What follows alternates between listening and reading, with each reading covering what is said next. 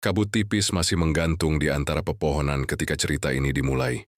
Jauh sebelum ada yang sadar bahwa pendakian itu seharusnya tidak pernah dilakukan.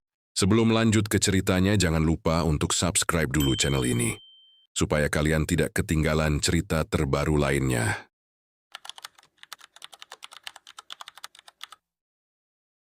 Namaku Arya. Sampai hari ini, aku masih mengingat jelas bau tanah basah dan udara dingin yang menusuk paru-paru, udara yang seolah membawa bisikan dari sesuatu yang lebih tua dari gunung itu sendiri. Pendakian ini terjadi pada akhir Juli 2018, musim kemarau yang seharusnya bersahabat. Gunung yang kami tuju bernama Gunung Lembu Arga, sebuah gunung tua di perbatasan Jawa Tengah dan Jawa Timur. Tidak terlalu populer, jarang dibicarakan, dan lebih sering disebut lewat bisikan para penduduk desa. Base camp kecilnya berada di desa Sumberwening, desa terakhir sebelum hutan, benar-benar menelan siapapun yang masuk. Kami berlima, aku, Raka, Fajar, Dimas, dan satu-satunya perempuan di antara kami, Nisa. Raka yang pertama kali mengusulkan pendakian ini. Katanya jalurnya menantang, masih alami dan jarang dijamah. Tidak ada satupun dari kami yang benar-benar bertanya mengapa gunung itu tidak pernah ramai. Meski musim pendakian sedang bagus, kami tiba di desa Sumberwening sekitar pukul 4 sore. Matahari sudah mulai condong ke barat, mewarnai langit dengan jingga kusam. Rumah-rumah kayu berdiri berjajar, sunyi, terlalu sunyi untuk ukuran desa. Saat kami berjalan menuju base camp, beberapa warga hanya menatap tanpa senyum, tanpa sapaan, seolah kehadiran kami adalah sesuatu yang tidak mereka harapkan. Seorang lelaki tua menjaga buku tamu. Rambutnya memutih seluruhnya, kulitnya keriput, dan matanya tajam dengan sorot yang membuatku tidak nyaman. Ia menyebut namanya Mbah Wiryo. Saat Raka menyebut tujuan kami mendaki sampai puncak dan berencana bermalam 1 malam di atas, tangan lelaki itu berhenti menulis. Ia menatap kami satu persatu, lebih lama saat matanya berhenti pada Nisa. Lewat jalur barat ya, katanya pelan seperti memastikan sesuatu. Raka mengangguk. Mbah Wiryo menutup buku tamu perlahan. Kalau sudah lewat pos Batu Gendong, jangan pernah menoleh ke belakang, siapapun yang memanggil. Dan kalau dengar suara langkah tambahan, anggap saja angin. Kami tertawa kecil, menganggapnya nasihat khas orang tua desa. Tidak ada yang benar-benar menanggapinya serius. Bahkan aku sendiri hanya menganggap itu bumbu cerita untuk menakut-nakuti pendaki pemula. Pendakian dimulai pukul 5 sore. Hutan langsung menyambut kami dengan hawa dingin yang tidak wajar. Pepohonan tinggi rapat menutup cahaya matahari lebih cepat dari seharusnya. Jalur tanah masih jelas, meski sempit, dan di beberapa bagian terlihat bekas tapak kaki lama yang entah kapan terakhir dilewati. 1 jam pertama berjalan normal. Canda masih terdengar, suara ranting patah di bawah sepatu, dan napas terengah yang biasa. Namun ketika azan maghrib seharusnya terdengar dari kejauhan, hutan tetap sunyi. Tidak ada suara burung, tidak ada serangga. Bahkan angin pun seperti enggan bergerak. Sekitar pukul 6 lewat sedikit, kami tiba di pos Batu Gendong. Batu besar itu berdiri tegak di sisi jalur. Bentuknya aneh, menyerupai punggung manusia yang sedang membungkuk. Lumut menutup sebagian permukaannya, dan di bawahnya tanah tampak lebih gelap, seolah selalu lembab meski tidak hujan. Tanpa alasan yang jelas, dadaku terasa sesak saat berdiri di sana. Kami memutuskan beristirahat sejenak. Dimas meletakkan tasnya. Fajar membuka botol minum, sementara Nisa berdiri agak menjauh, menatap ke arah hutan yang lebih rapat di sisi kiri jalur. Saat itulah aku pertama kali mendengar suara itu. Langkah kaki. Bukan di depan, bukan di samping, tapi dari belakang kami. Langkah perlahan, teratur, seperti seseorang yang berjalan santai menyusul. Aku menoleh refleks, tapi yang kulihat hanya jalur kosong yang kami lewati tadi, memanjang gelap di antara pepohonan. Dengar enggak, bisikku? Raka menggeleng, Fajar mengangkat bahu. Tapi Nisa menatapku dengan wajah pucat, seolah ia mendengar hal yang sama. Kami melanjutkan pendakian saat malam mulai benar-benar turun. Lampu senter menyala, menyorot jalur yang kini tampak berbeda. Pepohonan terasa lebih rapat, jalur seperti berputar, dan setiap beberapa menit, aku merasa seperti melewati tempat yang sama. Sekitar pukul 8 malam, suara langkah itu kembali terdengar. Kali ini lebih jelas, lebih dekat. Seolah ada satu orang tambahan yang berjalan bersama kami tapi tidak terlihat di cahaya senter. Dimas mulai gelisah. Ia beberapa kali menoleh ke belakang, meski Raka sudah mengingatkan untuk fokus ke depan. Nisa berjalan semakin dekat denganku, langkahnya cepat, napasnya tidak beraturan. Lalu di tengah keheningan itu terdengar suara pelan memanggil nama kami. Arya. Suaranya lirih, seperti ditahan kabut, datang dari arah pepohonan. Bukan dari jalur, bukan dari depan. Suara itu terdengar sangat dekat, seolah berada tepat di belakang telingaku. Langkah kami terhenti bersamaan, dan pada saat itulah aku sadar, sejak pos batu gendong tadi, jumlah bayangan di tanah yang terkena cahaya senter tidak lagi sama dengan jumlah kami. Cahaya senterku jatuh miring ke jalur tanah, menembus kabut tipis yang menggantung rendah. 5 orang berdiri di sana, tapi di tanah. Bayangan yang bergerak mengikuti kami berjumlah 6. Satu bayangan berdiri sedikit lebih jauh, bentuknya lebih tinggi, kepalanya terlalu panjang, dan gerakannya selalu terlambat setengah detik dibanding kami. Aku tidak langsung mengatakan apapun. Tanganku gemetar, senter bergetar mengikuti napasku yang mulai tidak teratur. Aku berharap itu hanya kesalahan sudut cahaya atau kabut yang mempermainkan mata. Tapi ketika aku menggeser senter sedikit ke kanan, bayangan itu ikut bergeser, tetap utuh, tetap ada. Nisa menangis pelan. Suaranya tertahan seperti takut terdengar terlalu keras. Kalian lihat juga kan? Bisiknya hampir tak bersuara. Fajar mulai membaca doa dengan suara tercekat. Dimas memaki pelan, sementara Raka berdiri kaku, menatap tanah tanpa berkedip. Tidak ada yang berani menoleh ke belakang, seolah naluri kami sepakat bahwa apapun yang berada di sana tidak boleh dilihat. Langkah tambahan itu kembali terdengar. Kali ini, bukan lagi sekadar bunyi sepatu menginjak tanah. Ada suara gesekan, seperti sesuatu yang menyeret bagian tubuhnya di atas dedaunan basah. Setiap kali kami melangkah, suara itu mengikuti, selalu menjaga jarak yang sama. Kami memutuskan berjalan lagi, lebih cepat. Jalur mulai menanjak tajam. Napas kami memburu, dan keringat dingin mengalir di punggung meski udara semakin dingin. Anehnya, kelelahan terasa berlipat ganda, seolah gunung ini sengaja menekan tubuh kami lebih berat dari biasanya. Sekitar pukul 9 malam, kami menemukan tanah datar yang cukup luas. Seharusnya menjadi area camp, sesuai peta yang dibawa Raka. Tapi saat kami tiba, tempat itu terlihat seperti baru saja ditinggalkan seseorang. Ada bekas api unggun yang masih hitam, kayu-kayu tersusun rapi, dan yang paling membuat bulu kudukku berdiri, ada jejak kaki basah mengarah ke dalam hutan, bukan ke jalur. Jejak itu besar, lebih besar dari ukuran sepatu kami. Dimas bertanya kepada Raka dengan suara gemetar. Kita nggak jadi camp di sini. Raka mengangguk tanpa banyak bicara. Ada sesuatu di wajahnya yang berubah, bukan lagi ekspresi pendaki berpengalaman, melainkan seseorang yang mulai sadar bahwa logika tidak lagi berlaku. Kami berjalan lagi, meninggalkan area itu. Tapi setelah sekitar 15 menit, kami kembali menemukan tempat yang sama, batu yang sama, bekas api unggun yang sama, jejak kaki yang sama, seolah kami tidak pernah benar-benar pergi. Nisa mulai histeris. Ia mengatakan sejak tadi ada seseorang yang berjalan di sampingnya, terlalu dekat, sampai bahunya terasa sering tersenggol, padahal saat ia menoleh, tidak ada siapapun. Suara napas asing itu, katanya, berat dan dingin, seolah berasal dari mulut yang terlalu dekat dengan kulitnya. Aku mencoba menghitung langkah, mencoba mengingat jalur, tapi hutan ini terasa seperti berputar sendiri. Setiap pohon terlihat serupa, setiap tikungan membawa kami kembali ke titik yang sama. Lalu suara itu terdengar lagi, dan lebih jelas dari sebelumnya. Berhenti saja.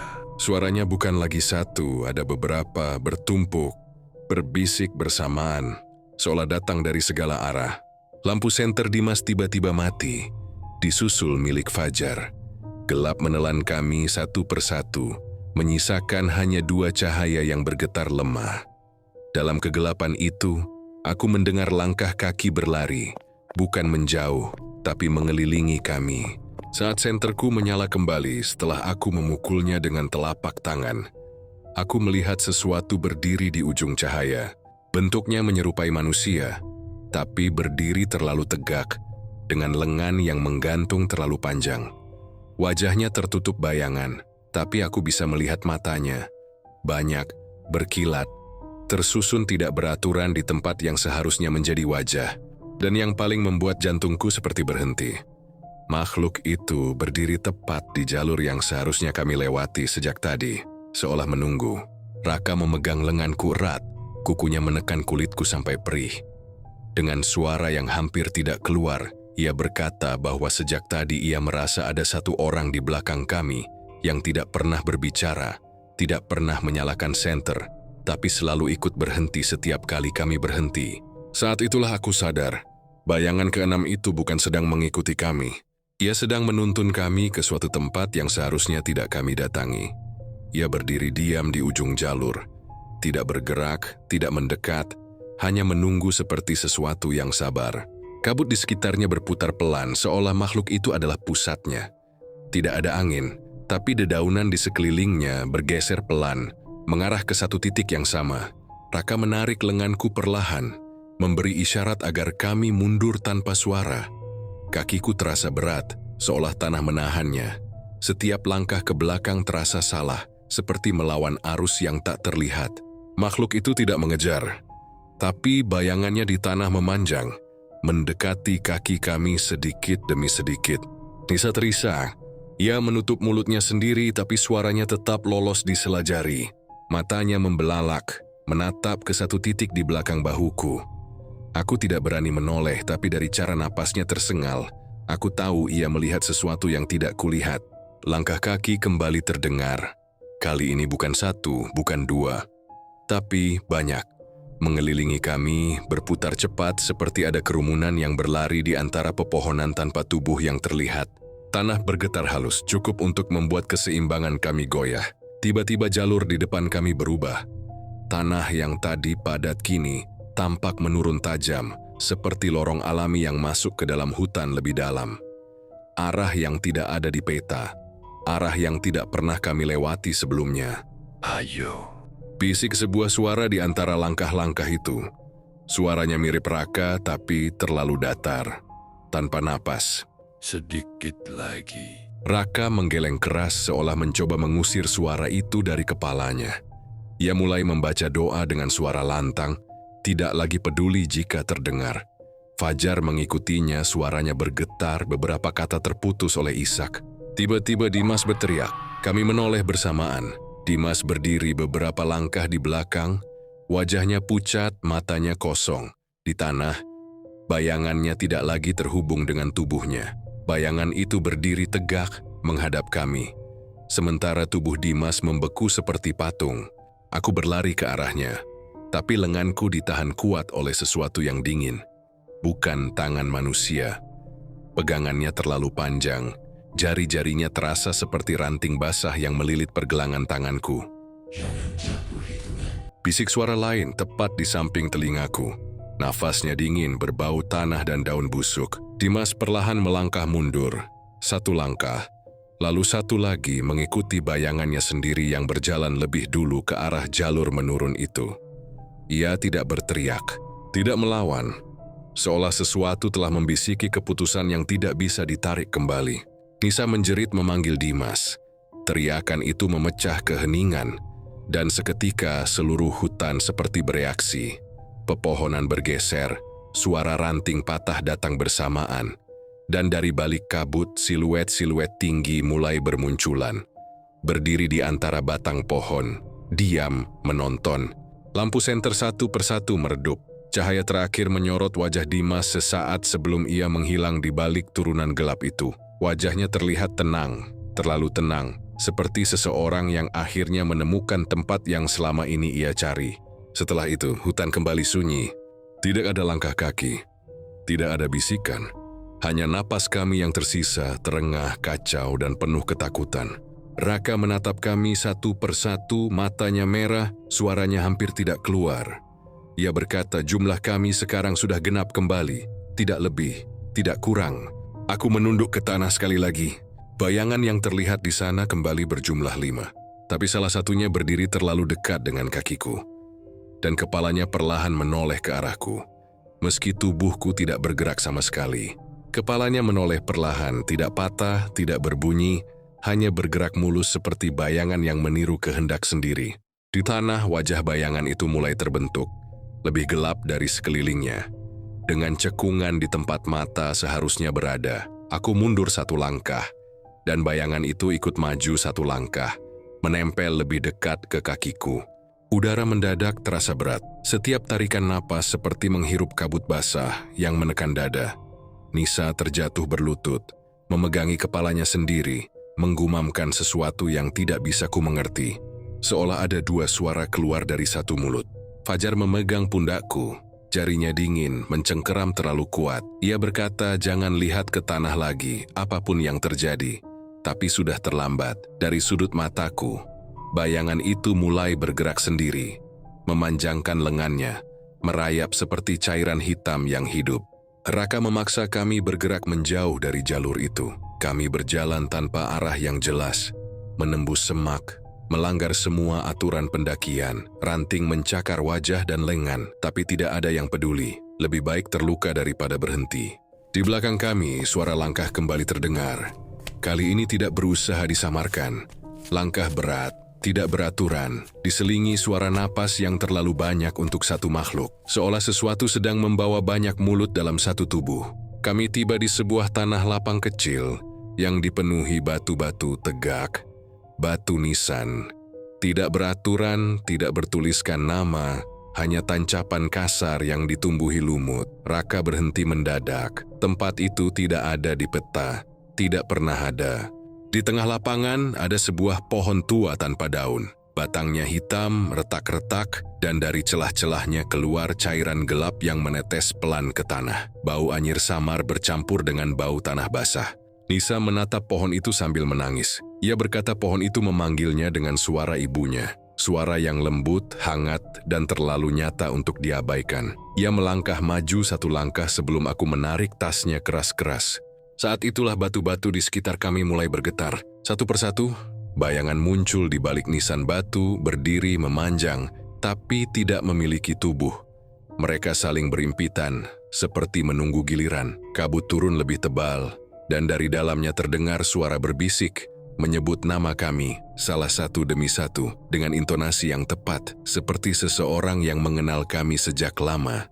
Fajar tiba-tiba berteriak kesakitan. Ia memegangi kakinya. Dari tanah, tangan-tangan gelap muncul, mencengkeram pergelangan kakinya. Kuku-kukunya panjang dan dingin. Kami mencoba menariknya, tapi tanah seperti hidup menelan lengannya sedikit demi sedikit. Di saat panik itu, aku mendengar suara langkah lain, pelan, teratur, datang dari arah belakang pohon mati. Langkah yang sangat kukenal. Langkah sepatu pendaki. Dari balik kabut, sesosok-sosok muncul. Bentuknya menyerupai Dimas. Pakaiannya sama, tasnya sama. Bahkan wajahnya tampak persis seperti terakhir kali kulihat. Tapi matanya kosong, hitam seluruhnya, dan bayangannya di tanah tidak mengikuti tubuhnya. Dia tersenyum tipis. Dengan suara yang bukan suaranya sendiri, ia berkata bahwa gunung ini tidak pernah mengambil siapapun. Gunung hanya menyempurnakan hitungan. Dan saat ia mengangkat tangannya, aku menyadari satu hal yang membuat darahku terasa membeku. Bayanganku sendiri, yang sejak tadi tidak berani kulihat lagi, sudah tidak lagi menempel di kakiku. Ia berdiri di samping Dimas, menoleh ke arahku dan tersenyum lebih lebar. Senyumnya bukan senyum manusia. Terlalu lebar, terlalu tenang, seperti wajah yang sudah lama lupa bagaimana rasanya takut. Bayanganku berdiri di sana tanpa kedalaman, hitam pekat, tapi bentuknya sempurna meniruku. Bahkan cara kepalanya sedikit miring saat menatapku. Kebiasaan kecil yang tidak pernah kusadari sebelumnya. Dadaku terasa kosong. Bukan sesak, bukan sakit, melainkan seperti ada sesuatu yang ditarik perlahan dari dalam diriku. Sesuatu yang sangat penting tapi tak kasat mata. Kakiku gemetar hebat, dan untuk sesaat aku tidak yakin apakah tubuh ini masih sepenuhnya milikku. "Jangan dengarkan apapun," Raka berteriak, suaranya pecah. Ia menarik lenganku, tapi genggamannya terasa jauh, seperti disentuh dari balik air. Bayanganku melangkah maju satu langkah, tanpa suara, tanpa menyentuh tanah. Setiap kali ia bergerak, hawa dingin menjalar ke tulangku. Ku merasa ingatanku bergetar. Potongan-potongan kecil hidupku muncul dan menghilang begitu saja. Wajah ibuku, kamar masa kecilku, nama panggilan yang hanya dipakai orang rumah. Dimas yang bukan Dimas berdiri di samping bayanganku, mengangguk pelan seolah memberi izin. Di belakang kami, jeritan fajar terputus mendadak. Kami menoleh bersamaan, tangannya masih terjulur di atas tanah, jari-jarinya mencakar udara, tapi tubuhnya sudah tidak ada. Tanah di bawahnya rata kembali, seolah tidak pernah terbuka. Hanya tersisa senter yang tergeletak, lampunya berkedip lemah. Nisa menjerit histeris. Ia memeluk kepalanya, menggoyangkan tubuhnya sendiri. Dari mulutnya keluar suara tangis, tapi bukan hanya satu. Ada suara lain yang ikut menangis bersamaan. Lebih pelan, lebih dalam, datang dari tenggorokannya sendiri. Pohon mati di tengah lapangan mengeluarkan bunyi retakan panjang. Dari celah batangnya, bayangan-bayangan merayap keluar, menetes ke tanah seperti cairan hidup, lalu berdiri, membentuk siluet manusia yang tidak sempurna. Beberapa terlalu tinggi, beberapa terlalu pendek, beberapa tidak memiliki kepala sama sekali. Bayanganku kini berdiri tepat di depanku. Jarak kami hanya satu langkah. Aku bisa merasakan dinginnya, bukan di kulit tapi di dalam dada. Ia mengangkat tangannya perlahan, menirukan gerakanku tanpa kusadari. "Kalau kau lelah," katanya dengan suaraku sendiri, "aku bisa menggantikan." Aku ingin berteriak, ingin menolak, tapi mulutku tidak bergerak. Kata-kata tercekat di tenggorokanku, yang keluar hanya napas pendek, gemetar seperti milik orang yang hampir tenggelam. Raka membaca doa semakin keras. Suaranya serak, putus-putus. Setiap kata terasa seperti ditelan kabut sebelum sempat mencapai apapun. Cahaya senter terakhir mulai meredup, menyisakan bayangan-bayangan yang semakin jelas dibanding tubuh kami sendiri. Bayanganku tersenyum lagi, lalu menoleh ke arah jalur gelap di belakangnya. Jalur yang menurun tajam, jalur yang sama tempat Dimas menghilang.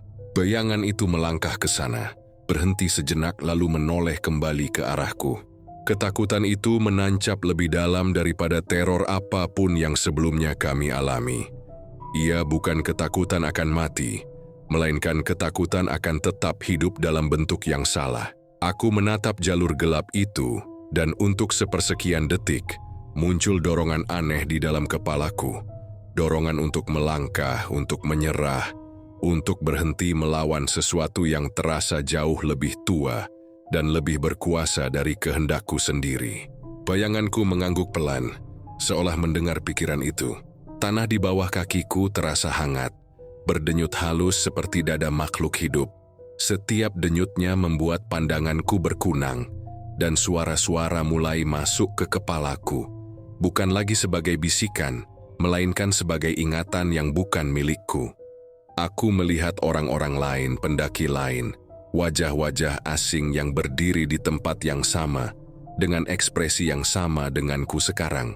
Ketakutan, kebingungan, lalu kelegaan sesaat sebelum mereka melangkah pergi. Raka mengguncang tubuhku keras-keras. Suaranya terdengar jauh, terdistorsi. Ia berteriak agar aku menyebut namaku sendiri, agar aku mengingat siapa aku. Aku mencoba membuka mulut, tapi yang keluar hanya satu suku kata terputus. Namaku sendiri terdengar asing di telingaku.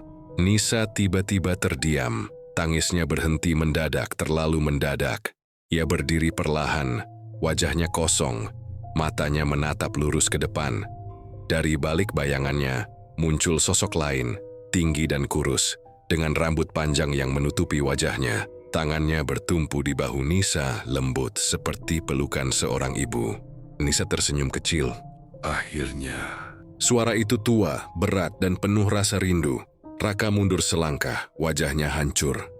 Ia memanggil nama Nisa berulang kali, tapi Nisa tidak bereaksi. Ia melangkah ke arah pohon mati, mengikuti sosok di belakangnya. Setiap langkahnya ringan, tanpa ragu, seolah beban hidupnya baru saja diangkat. Ku ingin mengejarnya, tapi kakiku tidak bergerak. Bayanganku berdiri di sampingku kini, bahunya hampir bersentuhan dengan bahuku. Dinginnya menjalar, dan aku merasakan sesuatu di dalam diriku mulai terkoyak, seperti lapisan tipis yang selama ini menahan diriku tetap utuh. Di balik kabut, siluet-siluet itu mulai bergerak mendekat. Tidak terburu-buru, tidak agresif. Mereka berjalan dengan keyakinan orang-orang yang tahu bahwa waktu ada di pihak mereka. Raka menatapku untuk terakhir kalinya. Di matanya, aku melihat keputusan yang berat. Keputusan seseorang yang memilih melawan meski tahu kemungkinan menang hampir tidak ada. Ia menarikku dengan seluruh tenaga, memaksaku bergerak menjauh dari lapangan batu itu. Bayanganku menjerit. Jeritannya tidak terdengar di telinga, tapi langsung di dalam kepalaku. Rasa sakit menusuk bukan fisik, melainkan sesuatu yang lebih dalam, seperti ingatan yang dipaksa keluar. Aku tersandung, jatuh, dan saat kepalaku menghantam tanah, pandanganku gelap sejenak. Dalam kegelapan itu, aku mendengar langkah-langkah menjauh. Bukan mengejar, bukan mengikuti, melainkan mundur, seolah permainan ini untuk sementara telah selesai. Ketika aku membuka mata, aku masih berada di hutan. Kabut masih ada. Raka masih memegang lenganku, terengah berkeringat, wajahnya pucat pasi. Tapi lapangan batu itu sudah tidak terlihat. Pohon mati itu menghilang, seolah tempat itu tidak pernah ada. Namun ada satu hal yang membuatku ingin muntah saat aku menunduk ke tanah. Bayanganku kembali ada, lengkap dan utuh, tapi gerakannya sedikit terlambat dibanding tubuhku, seolah masih belajar meniruku. Dan dari dalam hutan yang gelap, terdengar satu bisikan terakhir, lembut, sabar, dan penuh janji. Kita belum selesai. Bisikan itu masih menggantung di udara, ketika suara langkah lain muncul dari arah berlawanan. Langkah yang berbeda dari sebelumnya. Tidak tergesa, tidak menyeret, dan yang terpenting, tidak berusaha bersembunyi. Langkah itu mantap, seperti seseorang yang benar-benar berpijak di tanah. Dari balik kabut muncul sesosok kakek-kakek. Tubuhnya kurus, sedikit membungkuk, mengenakan pakaian lusuh berwarna coklat tua dan sarung yang dililit sederhana. Rambutnya memutih seluruhnya, tapi wajahnya bersih, matanya tajam dan hidup, tidak kosong seperti sosok-sosok yang kami lihat sebelumnya. Di tangannya, ia membawa sebatang tongkat kayu tua yang ujungnya menghitam seperti bekas terbakar. Raka refleks berdiri di depanku, melindungiku. Namun kakek itu mengangkat tangannya pelan, memberi isyarat agar kami tenang. Jangan berdiri di situ, tanahnya sudah ditandai. Ia melangkah mendekat, lalu menghentakkan tongkatnya ke tanah satu kali. Bunyi hentakannya terdengar berat, lebih berat dari seharusnya, dan seketika udara di sekitar kami terasa berubah. Kabut yang tadi pekat perlahan menipis, seolah ditarik mundur oleh sesuatu yang tak terlihat. Kakek itu menatapku lama, terlalu lama. Matanya turun ke tanah ke arah bayanganku lalu kembali ke wajahku. Kamu hampir tertukar. Katanya lirih. Aku ingin bertanya, ingin memohon penjelasan, tapi lidahku terasa kaku. Kata-kata menumpuk di tenggorokan tanpa jalan keluar. Kakek itu kemudian menoleh ke arah hutan gelap di belakang kami. Wajahnya mengeras. Cukup, kalian sudah dapat jatah malam ini. Angin tiba-tiba bertiup kencang, membuat pepohonan bergoyang keras. Dari dalam hutan terdengar suara geraman rendah, bukan marah, melainkan kecewa.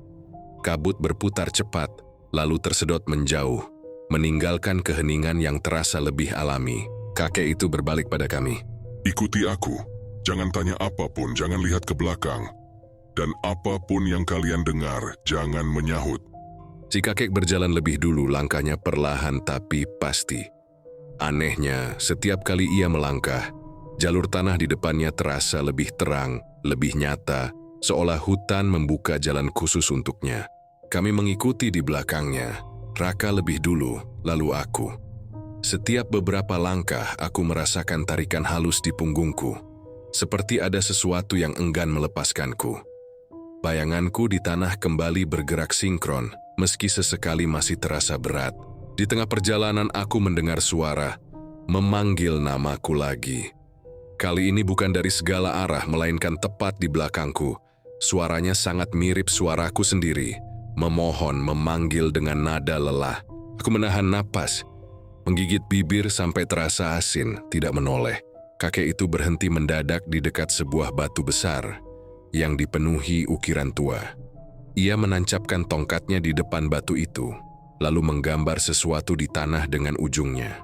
Simbol-simbol yang tidak kukenal, tapi entah kenapa membuat kepalaku terasa ringan. Kalian aman sampai di sini untuk sekarang, Katanya. Raka akhirnya berani bertanya dengan suara serak, menanyakan siapa dirinya. Kakek itu tersenyum tipis, senyum orang yang memikul terlalu banyak cerita. Aku cuma penjaga jalur lama, jawabnya. Dan gunung ini tidak suka kalau hitungannya kacau. Kakek itu menatap ke arah punggungku sekali lagi, lalu menambahkan dengan suara yang lebih pelan, hampir seperti peringatan. Tapi ingat, sesuatu dari gunung sudah sempat mengenalmu. Dan saat itu, tanpa alasan yang jelas, aku merasakan dingin di dalam dadaku kembali bergerak, seolah menjawab panggilan yang belum sepenuhnya padam. Kakek itu berdiri diam beberapa detik, seolah mendengarkan sesuatu yang tidak bisa kami dengar.